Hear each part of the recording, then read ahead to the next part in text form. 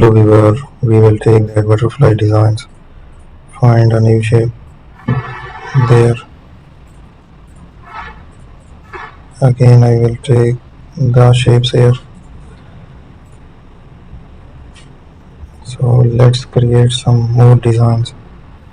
Explore the options here. So we will generate in this designs. So there is a further shape.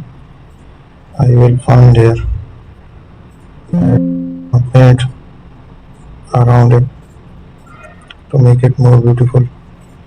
I will use the shapes here. Let's take a design to generate a structure. So here we have